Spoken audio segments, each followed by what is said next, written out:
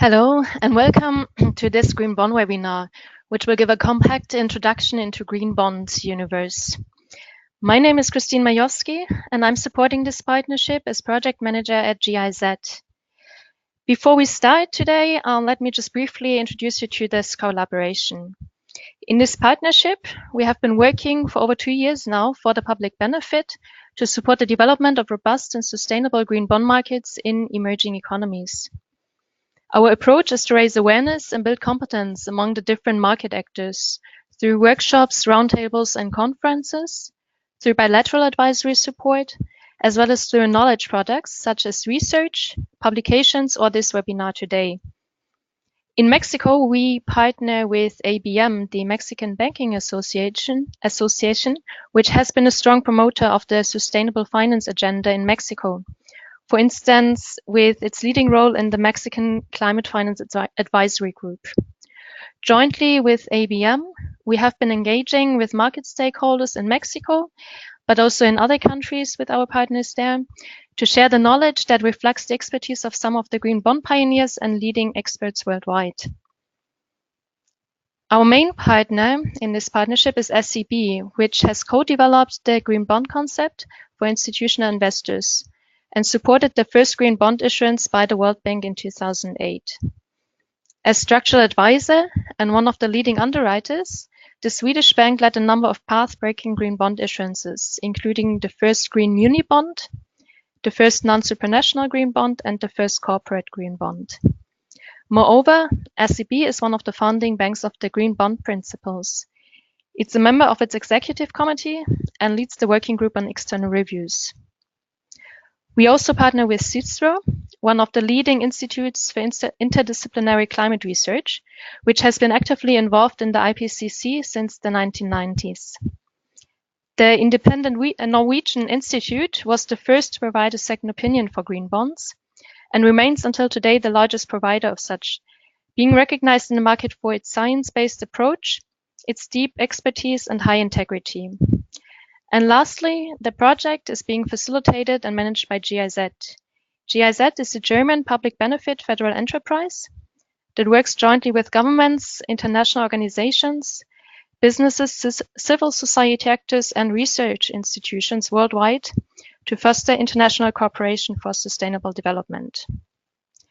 Through the Develop PPP program, we work on behalf of the German Federal Ministry for Economic Cooperation and Development with the private sector to support innovative projects in developing and emerging economies for sustainable development.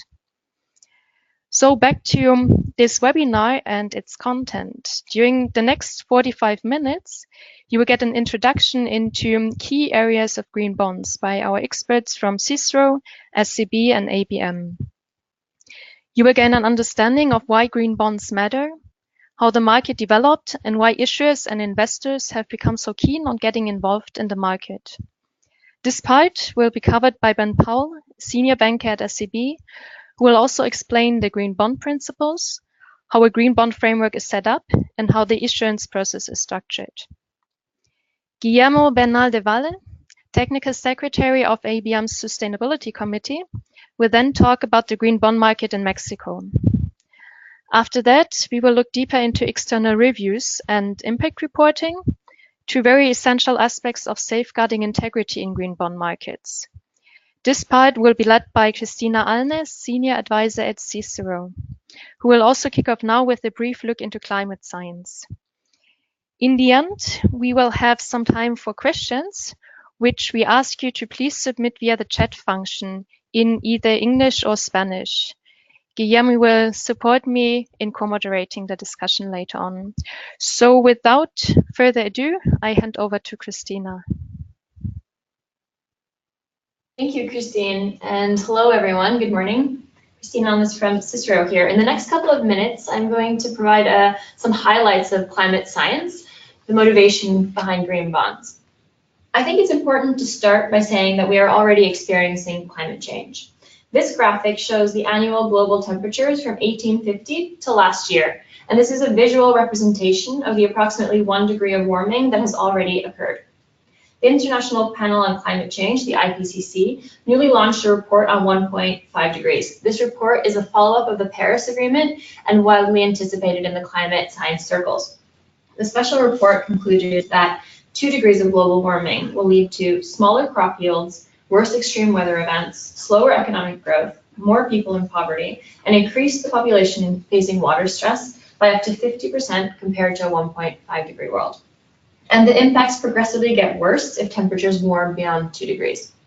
The good news from this report is that we are not locked into 1.5 degrees yet. It is physically and technologically feasible, but politically very demanding.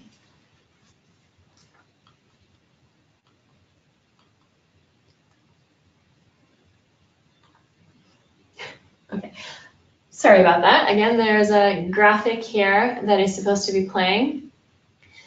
What you'll see here in this graph is the historic emissions that we've already emitted. And playing now is the future pathways of emissions that will lead us towards somewhere between 1.5 and 2 degrees. And what you see here is that all emissions must go to zero within a few decades, or we will need the large-scale negative emissions with the associated costs and risks to compensate. We used to think that we are safer if we don't rock the boat. Business as usual sounds like the least risky scenario. However, when it comes to climate change, it's the opposite. Business as usual means global warming at the end of this century by around 4 degrees. This would be an experiment that we don't fully understand the consequences of. Regardless of the degrees of warming, climate change will impact the economy and financial markets.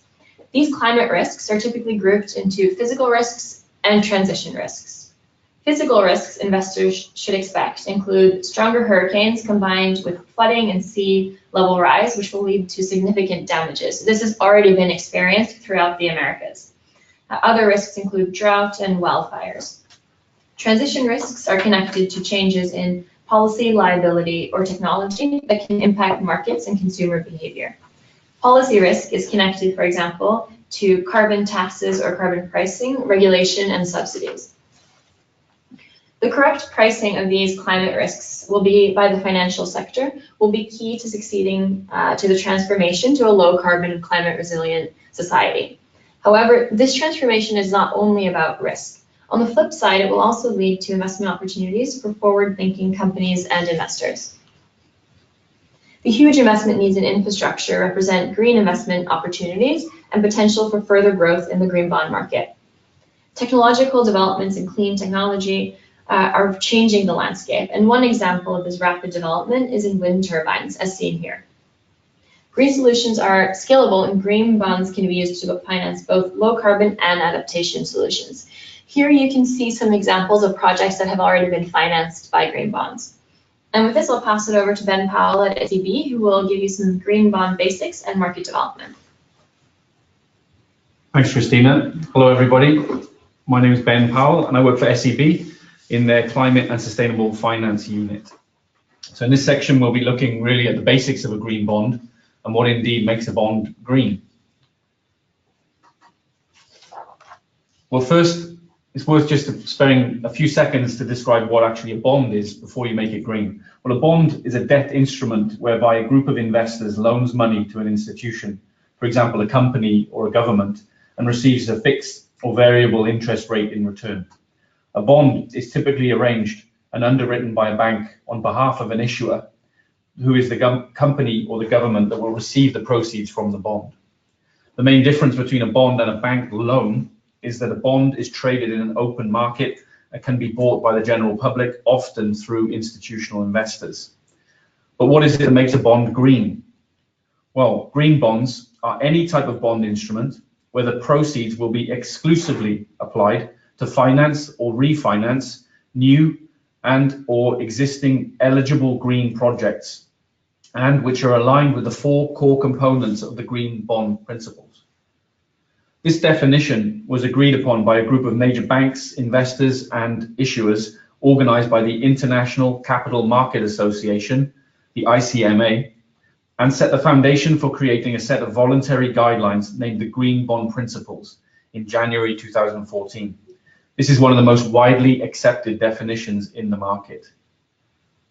In addition to that, many countries such as Mexico, have adopted their own green bond guidelines, many of which, in fact, reference the green bond principles as the framework that they use.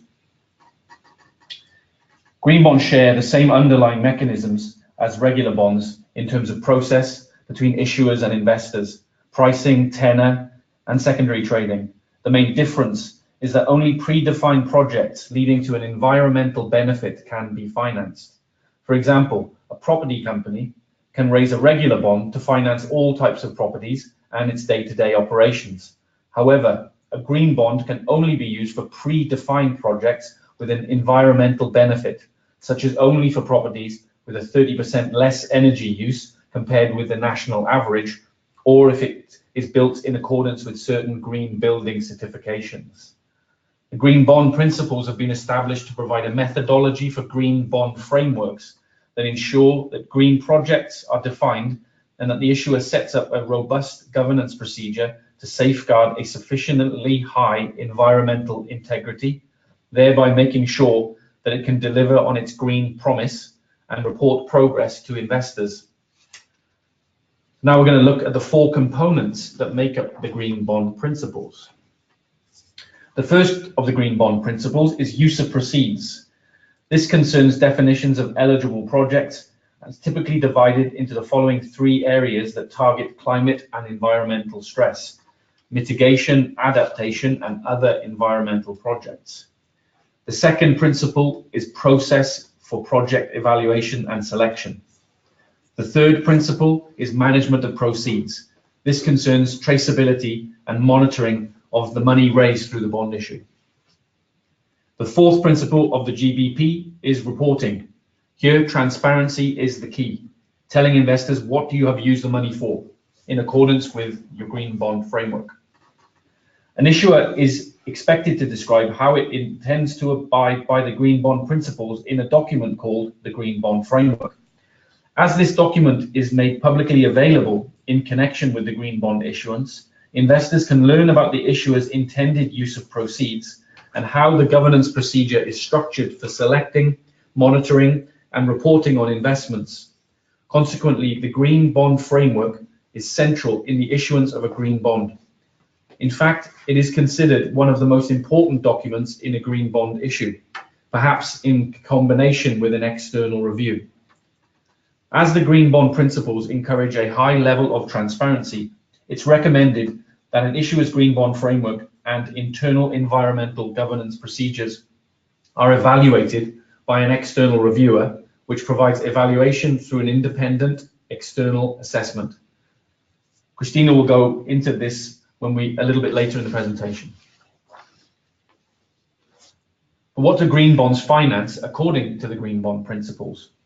Well, the GBP provide high-level categories for eligible green projects in recognition of the diversity of current views and of the ongoing development in the understanding of environmental issues and consequences. The GBP explicitly recognise several broad categories of eligibility for green projects, as you can see here, which contribute to environmental objectives such as climate change mitigation, climate change adaptation, natural resource conservation, biodiversity conservation, and pollution prevention and control. The list you see here of project categories, while indicative, captures the most commonly used types of projects supported by or expected to be supported by the green bond market. In this next section, I'm going to describe some market developments in the green bond market in terms of volume and currency, the type of issuers that are issuing green bonds, etc. So this chart shows that the green bond market has seen rapid growth in recent years. From total issuance of 39 billion in 2014, the market saw close to 100 billion US dollars in 2016 and reached just over 175 billion dollars by the end of 2017. As of today, this graph needs a little bit of updating, but we've actually calculated that total issuance as of today is something close to 165 billion dollars. So we're going to reach 2018 pretty much on par with the green bond issuance that was raised in 2017. So this will take the cumulative green bond issuance to well over the $500 billion mark. It's worth noting, however, that it's still just a small part of the total bond market, as outstanding green bonds are estimated to account for about 1% share of the total outstanding bonds worldwide. As the green bond market has grown in size, the diversity of the types of issuers tapping the market has increased. The initial drivers of the green bond market were public entities such as supranationals, municipalities, and government agencies. These have since been joined by financial institutions such as many of the leading international banks who have issued green bonds to finance their green loan businesses. Large corporations such as Apple have also entered the market in order to invest in energy projects, improve energy efficiency of facilities, and reduce emissions in the supply chain. We've also seen the emergence of sovereign green bond issues. This is where countries issue debt through their National Debt Management Office, specifically for the financing of environmental projects and initiatives. So if you look in the graph in a little bit more detail, the red section of the bar chart is bank issuance. So you can see this has really jumped, particularly from 2016. But also if you look at the gray section, this is the corporate issuers. So that's also jumped in 2016 and 2017 in particular. When you think about the geographic distribution of green bonds, the countries represented in the green bond market are also increasing. In the early days, Europe and in the US dominated the charts. However, China has become the second largest green bond issuer in 2017 and even in 2018. Also in the last few years, sovereign and corporate issuance from countries such as Indonesia, Nigeria, particularly with respect to their sovereign issuance, but also Mexico and Brazil have added a considerable amount of volume to the market. One interesting market development to note with respect to the pricing of green bonds is that as demand for green bonds has increased, the pricing dynamics have changed to the benefit of green bond issuers. While in the most part, investors are not yet willing to pay a premium for green bonds in the primary market, there is an improved performance of green bonds in the secondary market compared to conventional debt. For repeat issuers of green bonds, this is being translated into cost savings when they return to the market. So now I'm going to pass the presentation over to Guillermo at ABM, and he's going to give a bit of an update with respect to what's going on in the Mexican green bond market.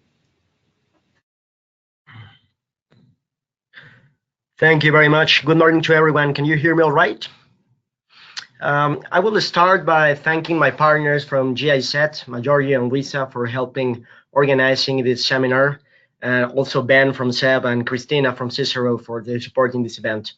It has been quite an eventful couple of months from the Mexican economy. My Mexican partners, both from the stock exchange and the banking system, will know what I'm talking about, but it is good news, I mean really good news, that we are still talking about green bonds and sustainability, about climate compromises and goals in terms of climate change. In Mexico, as well as in Latin America, it is quite a new market, but it is a market that is gathering speed. Six institutions so far have dared to launch green bonds, mostly government and development banks, but we are very proud that one of our commercial banks that is associated to the ABM just launched a first green bond. I'm talking about BBVA Bancomer. We are very confident that this will motivate our institutions to issue green bonds. I have it on good authority. I'm not going to say any names, but there are a couple of banks that are actually working right now in developing their own green bonds. So it is a market that it will continue to grow in the next few months. Hopefully, this type of event will help in achieving much more interest in the sector. I'm not going to delay about the difference between green, social, and sustainable bonds. My colleagues from Cicero and SEB will have already taken care of that. But let me talk about oversubscription. That is the column in the middle of the chart that you're seeing right now. It is quite an interesting figure. That is the main point I want to do about the green bonds Mexican market. It is a good deal. It's not about greenwashing. It's not about saving the planet. Well, it is, but that's not the point I want to make for this seminar. Just talking business-wise, it is a good deal. In terms exactly talking about Bancomer bond, it's very important to say that even though that the figures don't seem so incredible, as you can see in type of the NAFIN bonds that have 5 times oversubscription, it is important to say that this oversubscription happened after the election. I mean, it was not the best moment for the Mexican market. It was not the best moment in terms of trust for the investors, but it still had a very good amount of oversubscription. We have to take this in account to say that green bonds are actually a very, very, very good deal. Let's talk about in terms of media, what we can see. You can see here two important figures. We're talking about just 4 years in terms of the history of green bonds in Mexico. But we can see a clearly increased public interest. This slide shows it very clearly.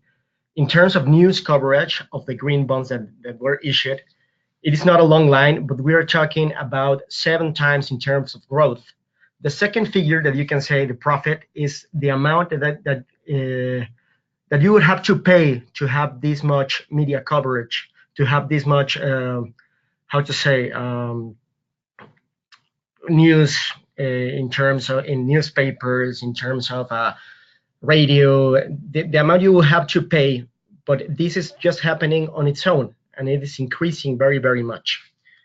Finally, for the last slide, I don't want to take much more time. This slide is only to say that it's not very hard to issue a green bond. Well, let me rephrase that. It is not much more harder than issuing a brown bond or any type of bond at all. My point is that it is not more expensive. As you can see, the certification is quite interesting in terms of what you can collocate issuing a green bond. And technically, it is exactly the same thing. Talking about the regulation, talking about the National Securities Commission and the central bank, it is exactly the same regulation. And in terms of reporting, it's not obligatory, but the institutions that issue green bonds already do annual reports. So reporting the green bonds is just aggregate value. The institutions do so anyway. It just makes them look better. We hope that in the future we are able to acquire better regulation. That's the last topic I want to talk about. We are not really very sure because we have a change of government, and some of the talks that we already had, well, are kind of in a pause. But we're pretty sure that issuing a green bond will have incentives in the short while. The topic is so urgent that we need accelerators way beyond the reputation of the user. And that is pretty much what I have to say about the Mexican market. Let me pass the word back to my colleagues from CEF and Cicero.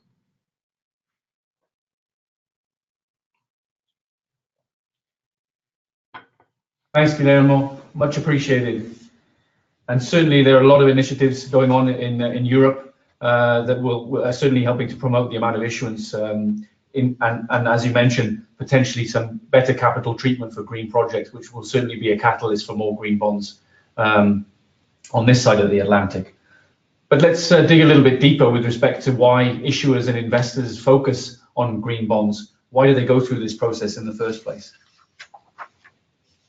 Well, implementing sustainable finance into the financial system is a process that draws on several interdependent practices, but there are, of course, a vast number of specific initiatives, some of which are on the screen here. A number of investment principles or guidelines have been developed. The United Nations supported Principles for Responsible Investment, or PRI, consist of 6 voluntary principles that have been adopted by over 1,800 investors globally, who collectively have assets under management in excess of $90 trillion US. Most investment mandates have negative screening techniques, but PRI have also introduced the concept of positive screening, focusing on what investors want to invest in, for example, by setting social or green investment targets.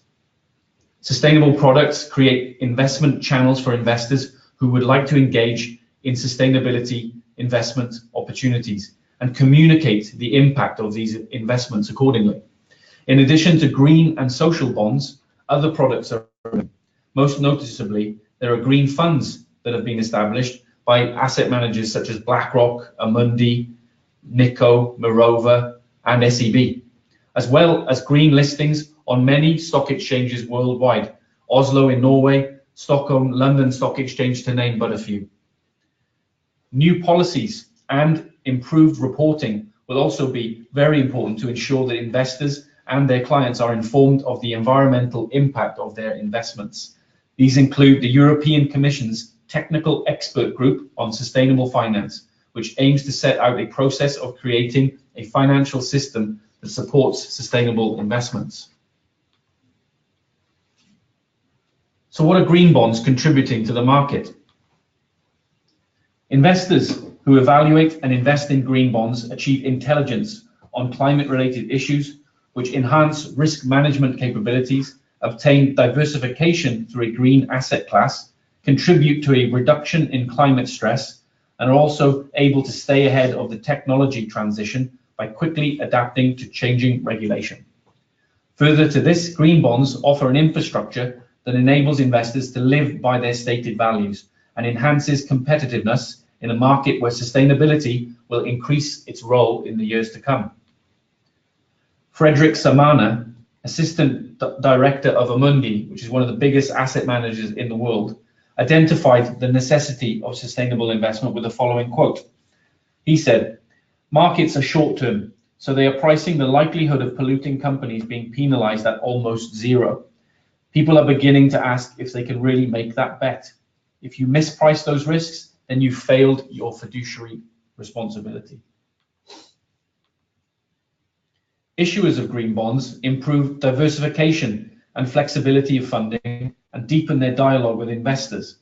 However, the most important effect from issuing a green bond is that it establishes a targeted dialogue between internal functions such as finance, sustainability, environment, and project management, and also improves competitiveness by strengthening their focus on climate and environmentally related issues and implementation of sustainability targets in the institution. Drew Wolf, who's Vice President of Treasury at Starbucks, has highlighted the importance of sustainability to Starbucks with the following quote. "We've partnered on other sustainability projects in the past, but integrating our corporate sustainability strategy with a core part of our capital structure has raised our level of integration and cooperation." For society as a whole, green bonds provide an arena for financial and environmental experts within companies, institutions, and organizations to mutually gain enhanced understanding and competence around the intersection of climate and environmental and financial risks. The importance of sustainable financing to society as a whole has been argued by the California Sustainability Alliance with the following quote. "Local governments wield significant influence and authority that can drive environmental sustainability within their jurisdictions." In general, green bonds can be one important instrument which increase the climate risk awareness needed across industries in order to support the transition to a low carbon society. It helps mobilize human capital and facilitates the shift in financial and real capital towards a resource allocation aligned with steering us away from a 2-degree scenario. As these quotes illustrate, green bonds are delivering on these value propositions for investors, issuers, and for society as a whole. But now let's look at the 5 pillars of the green bond framework. The first of the green bond principles is use of proceeds and the definition of eligible projects. In other words, what type of projects the money from the bond will be used for. The issuer decides what their definition of green is, so that investors can decide whether they also agree with this definition. The second principle is process for project evaluation and selection. This concerns the development of a process for project selection. In other words, how do you make sure that the projects you select are indeed in line with your definition of green?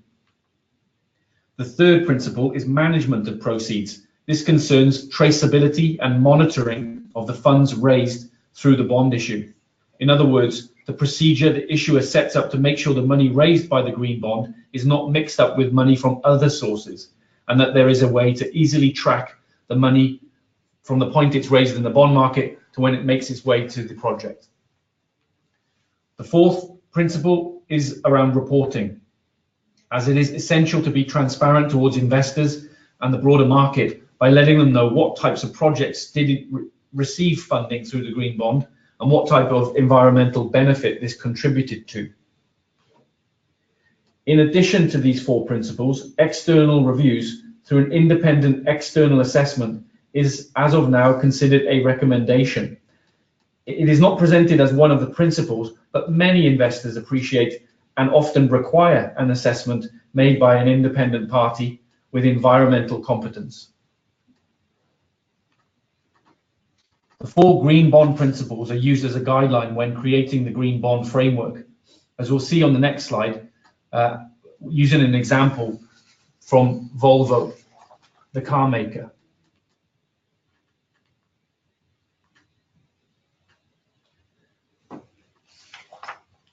As per the Green Bond Principle Guidelines, the Green Bond Framework consists of a list of eligible projects, a process for selection of eligible projects, a special account description, described in Volvo's case as an earmarked account, and transparency through reporting.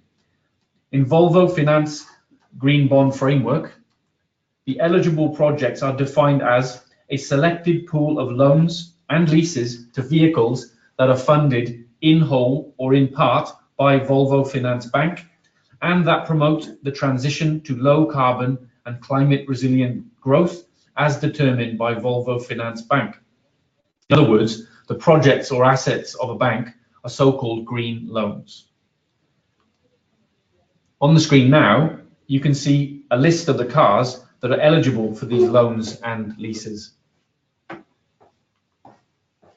As per the Green Bond Principles, Volvo Finance Green Bond Framework also outlines their selection process, whereby the head of Treasury and the head of Sustainability must reach a consensus, a process for earmarked accounts, and a plan for impact reporting.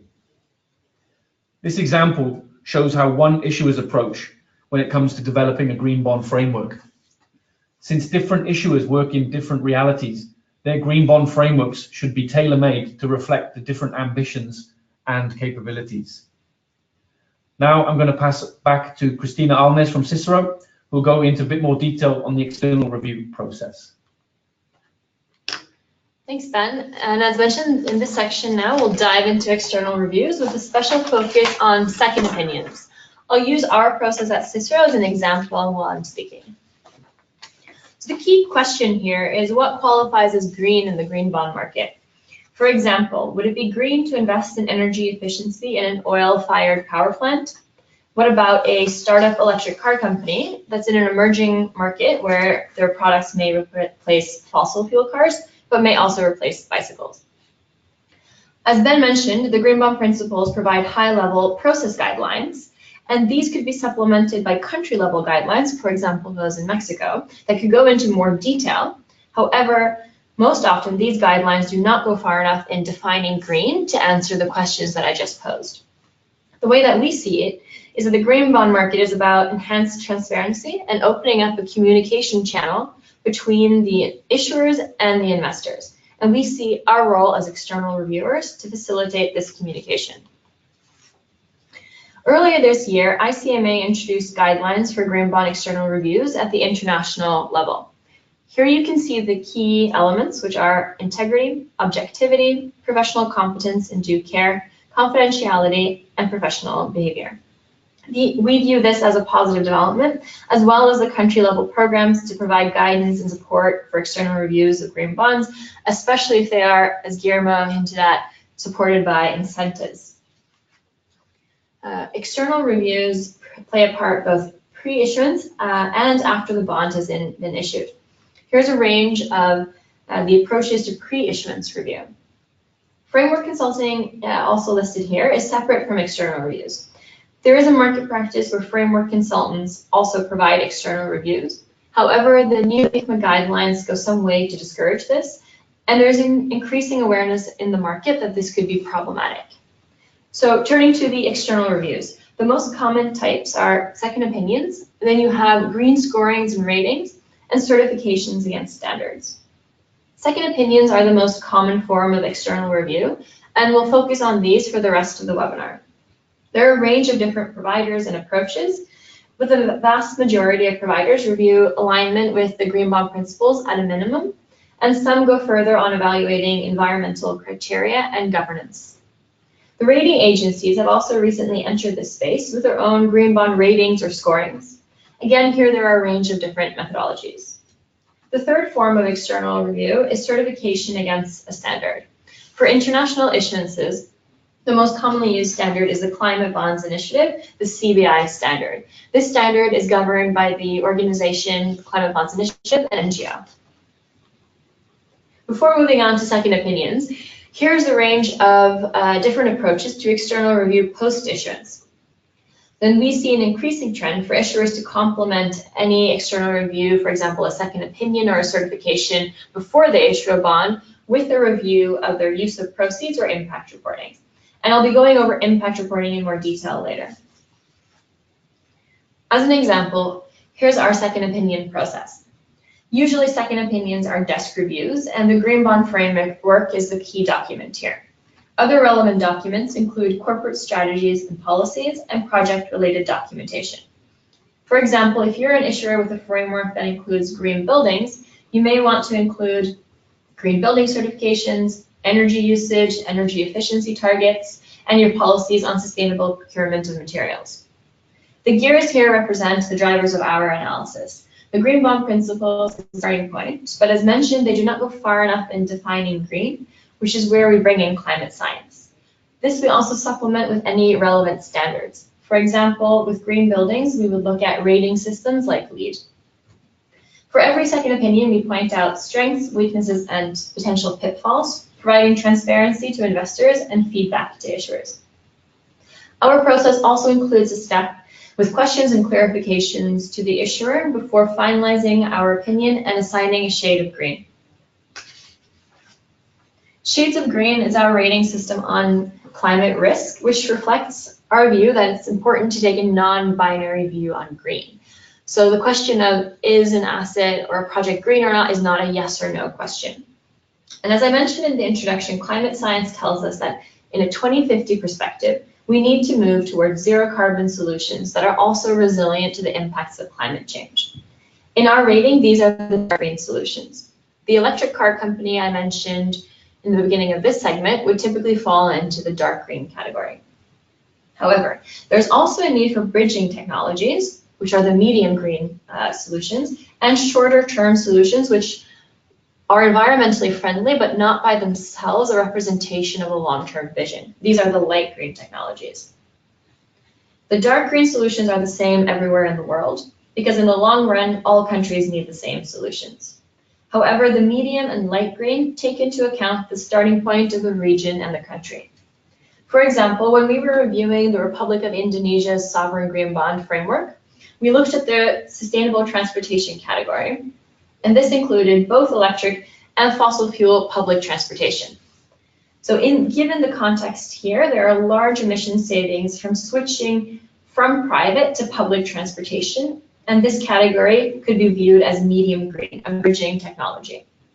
If we were to do the same assessment in Oslo, where I'm sitting today, we would view this differently, given that here we have a already high ridership among public transportation, and there's already good infrastructure in place for electric buses. To end, before moving on, to end on a couple of reflections on light green, especially around the question of efficiency in fossil fuel, which is always an interesting one. When considering light green projects, we need to be careful to avoid locking in emissions. So for example, new fossil fuel infrastructure would not qualify, but efficiency in fossil fuel could if it decreases overall cumulative emissions over the lifespan of the infrastructure. These light green projects are crucial to a successful green transition. So here, you can see that since introducing the shades of green in 2015, we have shaded 76 frameworks. And by project categories, we can now see some clear trends. So you see here, renewable energy is often dark green, efficient buildings typically fall into the medium green category. And there are fewer light green projects. However, we see this as an emerging trend. Just earlier this year, we rated Fannie Mae's green bond framework light green, and they are the largest issuer in the market. And as this, they set a key precedent on the importance of including light green solutions. To sum up some key points before moving on to impact reporting. Green bonds open up a communication channel to investors, and external reviews help facilitate this communication. Creating a common language between investors, companies, and scientists is key. All shades of green are necessary for the transition. The key is to avoid locking in of obsolete infrastructure.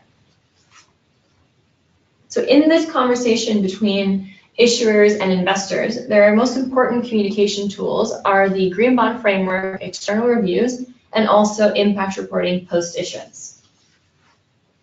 Green bond investors expect to be informed about the environmental impact of their investments, and this transparency is key to the market. However, there are two important qualifications. The market is aware that there is a trade-off here, and no one wants to set the bar for reporting so high that it discourages new entrants. There are different expectations also to a large corporation that has a broad green bond framework and an advanced sustainability department, and say a small issuer that wants to finance one solar project. We recommend setting reporting ambitions, taking this into account, the issuer size, capacity, and the complexity of project categories to be financed. The key is to show a will to be transparent and a path to increasing data availability over time. The second qualification is that standards for impact reporting are still evolving, and there is no one right way to report on environmental impacts.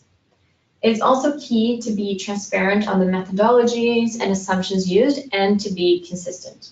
If you're using one set of emissions factors for corporate greenhouse gas accounting, it's advisable to use the same for green bond reporting or to be clear on your reasoning.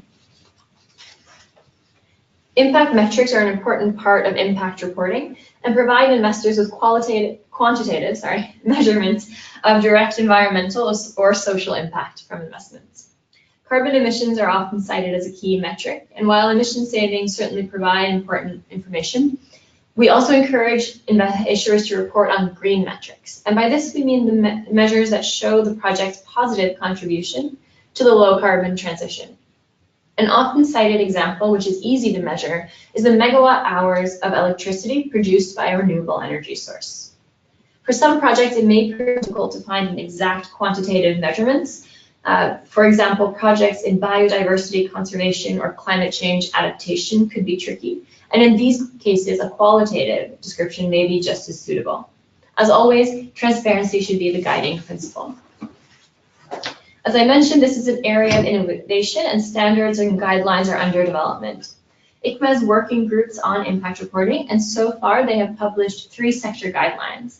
These are for waste and wastewater management, waste management and resource efficiency, and clean transportation. There are also additional guidelines for the multilateral development banks. These are especially strong on renewable energy. And also there are the Nordic public sector issuers published a joint position paper on impact reporting just last year, which could also be useful outside of a Nordic context. So to sum up quickly before moving on, investors expect impact reporting from green bonds. We recommend aligning reporting ambitions to the capacity of the issuer and complexity of the framework. It's also key to be transparent on methodologies and assumptions. And with that, I'll hand it back to Christine to wrap us up and to kick off our discussion.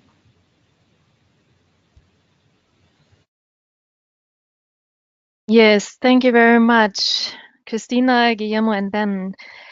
So to wrap this up, if you want to learn more and get more information on the key concepts that we mentioned today in this webinar, you find on the next slide a list of references. If you want to learn more in depth about the topics that we covered today, you can also view our online program consisting of 3 learning videos. You can access those via our project website and CISRO's YouTube channel. We will provide the links afterwards. You find on the next slide our contact details. In case you have any further questions, just reach out to us. And with this, I invite you again to post questions. Don't be irritated, you can't see them in the chat, but we received them. So feel free to ask anything, and I would kick off with a question that refers to greenwashing. So Christina, I think you might be the best one to answer, but Ben could also perhaps add to it. So the question is how to prevent greenwashing in terms of how proceeds are being used. How can it be ensured that proceeds go into the green projects? And in a broader sense, what would be the consequences if an issuer does not comply with his green claims? Since guidelines are voluntary and there is no legal entity to enforce the use of proceeds. Thanks, Christina. And I think this is a really key question for the whole green bond market. And of course, avoiding greenwashing is key to maintaining the integrity of this market. I think there are a couple of ways where we can limit or reduce the risk of greenwashing.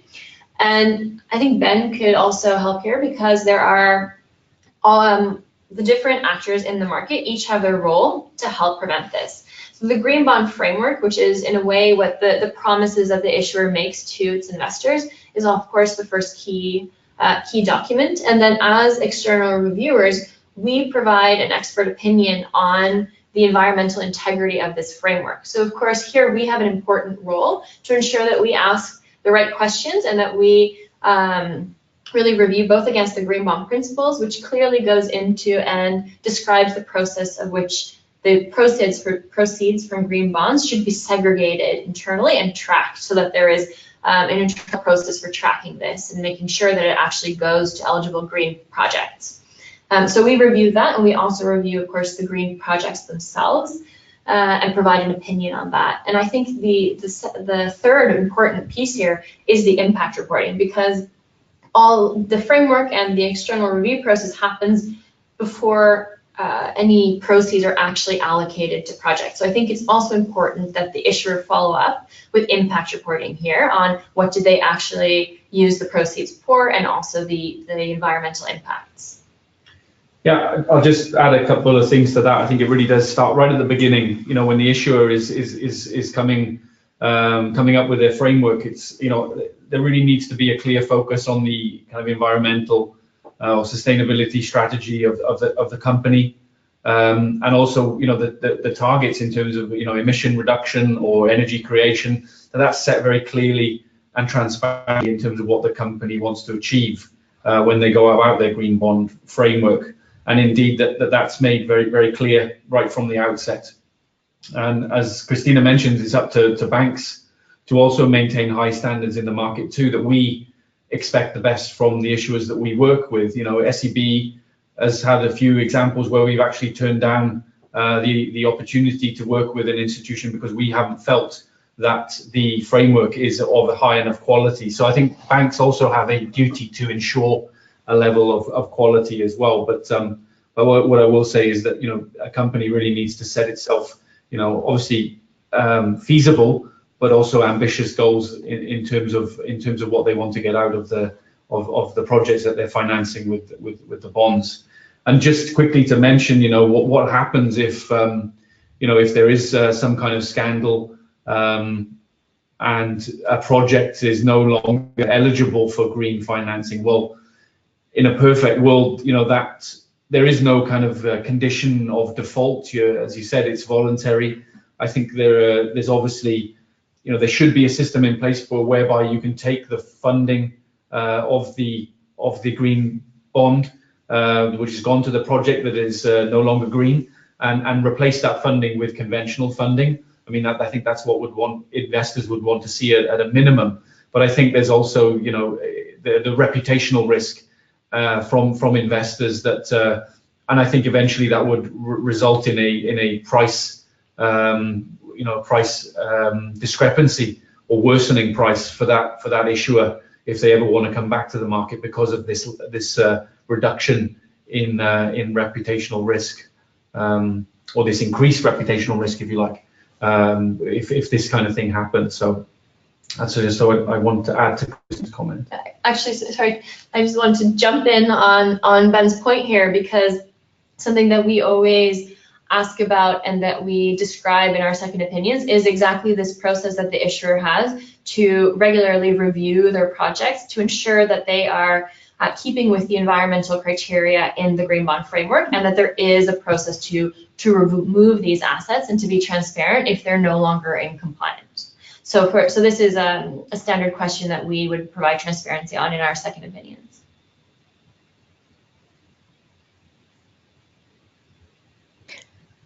Thank you.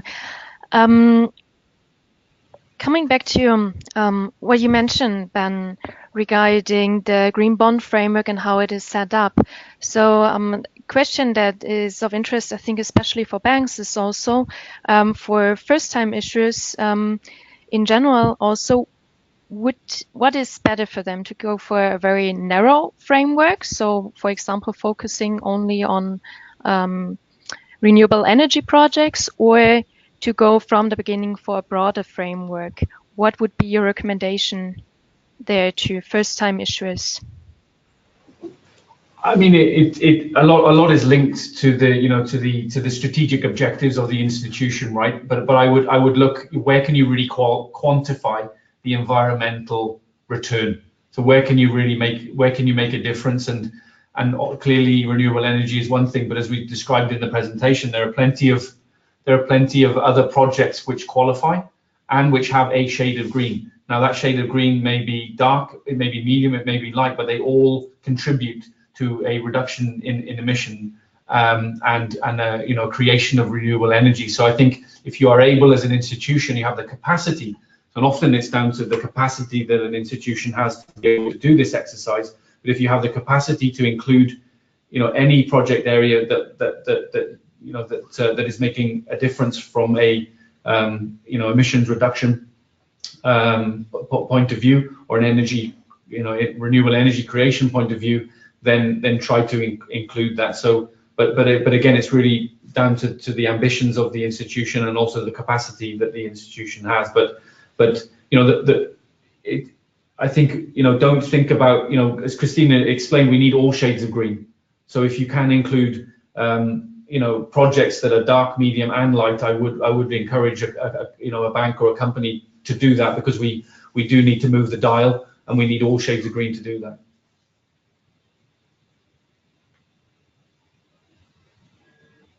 Thanks for this.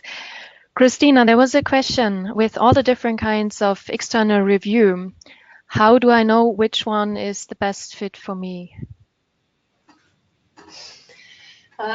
Thanks, that's a good question. As I explained, there's not only the question of the type of review, but also there's a range of different providers within the different, both within second opinions and for certifications and verifications. And I think that I'm not going to comment on any of our competitors, but I think that there's good information out there, among other on the ICMA Green Bond Resource, in the Resource Bank. There is information about the different external review providers, and you could take a look at who has done second opinions for similar institutions. That would be my recommendations. But perhaps Ben would be better suited actually to answer this. Again, it's a little bit about the ambition of the issuer, but if again, investors are asking for the environmental environmental analysis, so they want to try to have that kind of environmental expertise with respect to the assessment of a framework. So certainly, from what we hear from investors, they really like to see at least some kind of focus on the environmental impact and the environmental analysis of the assets being financed. So that's what we certainly hear from investors. But I think a lot of investors just really want to know that there is a governance process in place, at a minimum. So it depends a little bit, but as much as an investor can get, a credible amount of information, be it from a government or a environmental perspective, then they're always going to get, more is better, put it that way.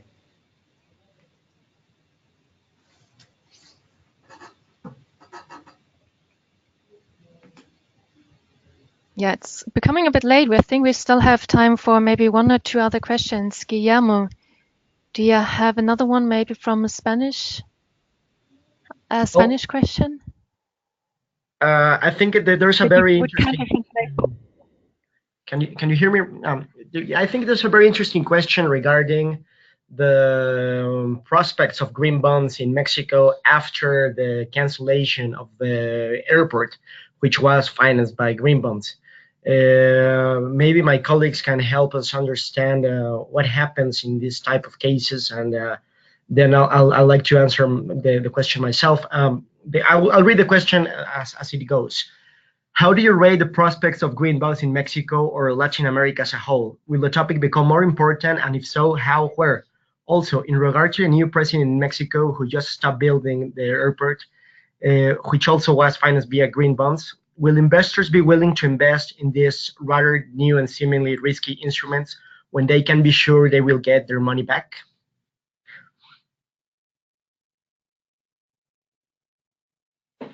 Okay, Guillermo, I think perhaps you're better placed to answer with respect to the kind of conditions locally. But what I would say is that we're pretty bullish on Latin America and certainly Mexico, Brazil, are front runners there, and I think because they have green bond guidelines in place, and institutions such as yourselves really promoting issuance, and a good amount of variety in the market. So in some countries, you don't see much depth in terms of the types of issuers. But I think in countries like Mexico, you have sovereign entities, sub-sovereign entities, corporates, financials. So I think that will help in terms of the kind of growth in the market. I think I'm not going to talk much about the case of the airport bond, but that for me, it's not a green related problem. I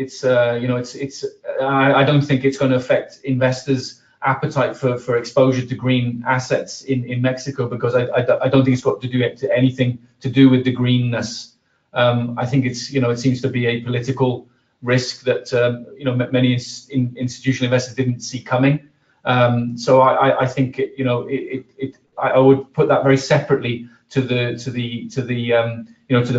framework and the identification of green assets and the development of green bonds and the definition of green bonds in the market. I would not put the two together, and as I said, I don't think it's going to affect appetite for green bonds going forward. I would completely agree with that assessment. What is interesting, and I would like to refer again to the example of Vancomer.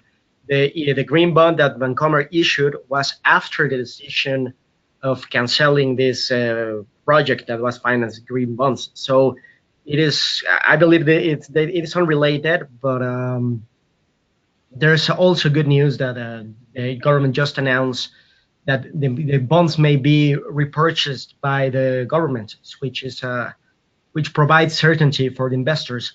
But as Ben was saying, I think it's a political problem which has nothing to do with the appetite for the green type of instruments or financial instruments.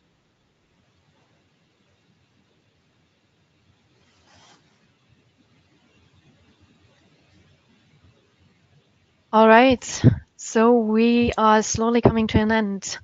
Thank you all very much for participating. Thanks to all our experts who gave us great insights today. Thanks also to the organizers around it, Eric and Luisa in particular, and Till, of course. And you reach us under the contact details that you see here again.